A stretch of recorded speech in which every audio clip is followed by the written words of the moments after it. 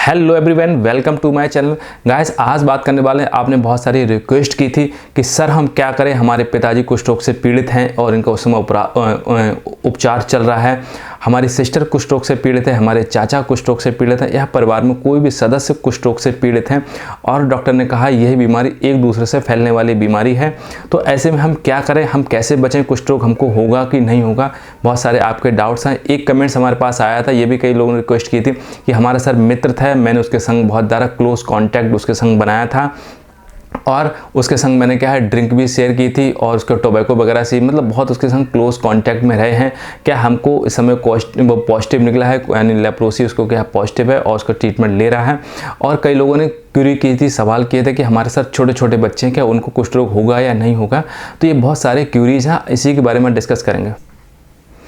इस वीडियो में यही डिस्कस करेंगे कि कुष्ठ रोग कैसे फैलता है, कुष्ठ रोग की फैलने की दर क्या है और कौन कौन से सिम्टम्स कितने समय में कुष्ठ रोग के दिखाई देते हैं, और इसमें यह भी समझेंगे कुष्ठ रोग की प्रोफाइलैक्सिस क्या होती है और कौन कौन से व्यक्ति में होने की संभावनाएं बहुत अधिक होती है। तो चलिए शुरुआत करते हैं। तो सबसे पहले यही देख लेते हैं कुष्ठ रोग कैसे फैलता है। तो कुष्ठ रोग ऐसे व्यक्ति फैलाते हैं जिन्हें उपचार ना लिया है और कुष्ठ रोग के लक्षण उनके मौजूद हैं।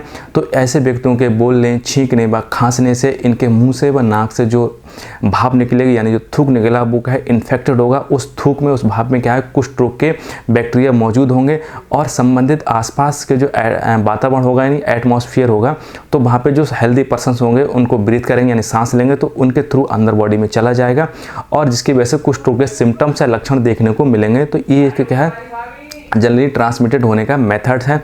अब आपके मन में एक डाउट या सवाल होगा कि सर ऐसे तो हम सारे के सारे लोग इन्फेक्टेड हो चुके होंगे क्योंकि इनके हम बहुत क्लोज कांटेक्ट में रहेंगे। तो इसका जवाब यही होगा, जी हाँ, आप लोग सारे इन्फेक्टेड हो चुके हैं। लेकिन ये कुष्ठ रोग होगा किसको, उसको समझते हैं। तो कुष्ठ रोग उन पर्सन्स को होगा जिनका प्रतिरक्षा तंत्र वीक होगा।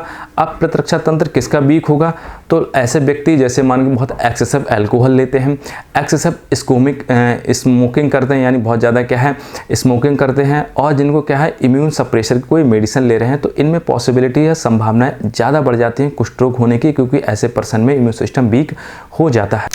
अब हम बात कर रहे हैं कुष्ठ रोग की दर क्या होती है, फैलने की दर क्या होती है। तो कुष्ठ रोग के फैलने की दर 3 से 5% होती है। मतलब ऐसे अगर परिवार में 100 लोग हैं और बहुत क्लोज कॉन्टैक्ट रहे हैं तो 3 से 5% यानी 3 से 5 ही लोग कुष्ठ रोग के लक्षण जिनमें दिखाई देंगे। ठीक है, बाद बाकी 95% लोग बिल्कुल को कोई लक्षण दिखाई नहीं देगा क्योंकि उनका इम्यून सिस्टम ऑलरेडी पहले से बहुत स्ट्रांग होगा, प्रतिरक्षा तंत्र उनका बहुत अच्छा होगा, ये नेचुरली है। ठीक है, इसके बाद में ये समझते हैं अब उनका क्या है इंक्यूबेशन पीरियड क्या होता है, मीन्स कुष्ठ के लक्षण कब दिखाई देंगे। तो कुष्ठ के लक्षण जो इंक्यूबेशन पीरियड के नाम से जानते हैं, तो मिनिमम क्या है 4 साल से लेकर 6 साल तक इसमें होता है, लेकिन सामान्यतः लेकिन कभी कभी देखा गया है ये 4 साल से 20 साल तक होने हैं। कहने का मतलब आज मुझे अगर इन्फेक्शन हुआ है कुष्ठ रोग का तो मिनिमम 4 साल लग जाएंगे मुझे क्या है सिम्टम्स बॉडी पे देखने को, और मैक्सिमम क्या है 20 साल तक ये देखे जा सकते हैं।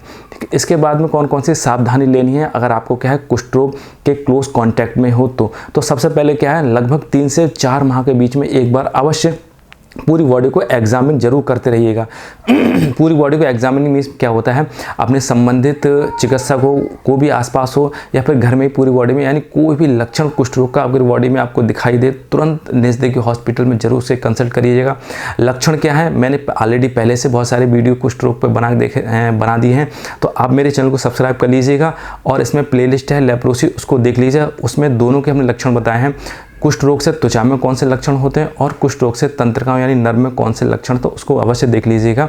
तो ये हमेशा सावधानी करना है, मतलब तीसरे महीने पे हर तीसरे महीने पे पूरे सारे सदस्यों के बॉडी को एग्जामिन करना है। दूसरा इसमें एक सावधानी लेनी है, हाइजीन को क्या है मेंटेन करके रखना है।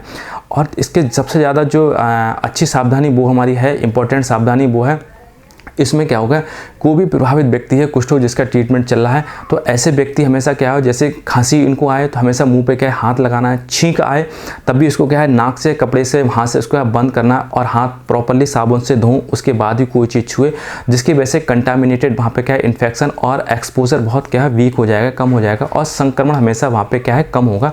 तो ये सावधानी उनको आपको हमेशा लेनी ही चाहिए। अब ये समझते हैं कि छोटे छोटे बच्चों में कुष्ठ रोग होगा कि नहीं होगा, उसको देखते हैं। तो मैं आपको बता दूं, जो 2 साल से छोटे बच्चे हैं उनमें कुष्ठ रोग बिल्कुल नहीं होगा। सामान्यतः 9 साल से अभी तक कोई ऐसा केस हमारे पास नहीं आया है कि 9 साल से छोटे बच्चों में कुष्ठ रोग के लक्षण देखे जाएँ। फिलहाल छोटे बच्चों की इम्यूनिटी बहुत स्ट्रांग होती है, प्रतिरक्षा तंत्र इनका अच्छा होता है, इसकी वजह से इनमें क्या जल्दी लेप्रोसी का सिम्टम्स नहीं होता है।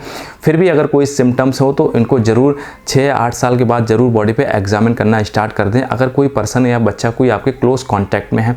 अब हम बात करते हैं एलपैप। एलपैप मीन्स क्या होता है? लेप्रोसी पोस्ट एक्सपोजर प्रोफाइलेक्सिस होता है। एक ड्रग होता है जिसमें क्या होता है, जिसकी वजह से प्रिवेंशन या रोका जा सकता है अगर आप क्लोज कॉन्टैक्ट हैं।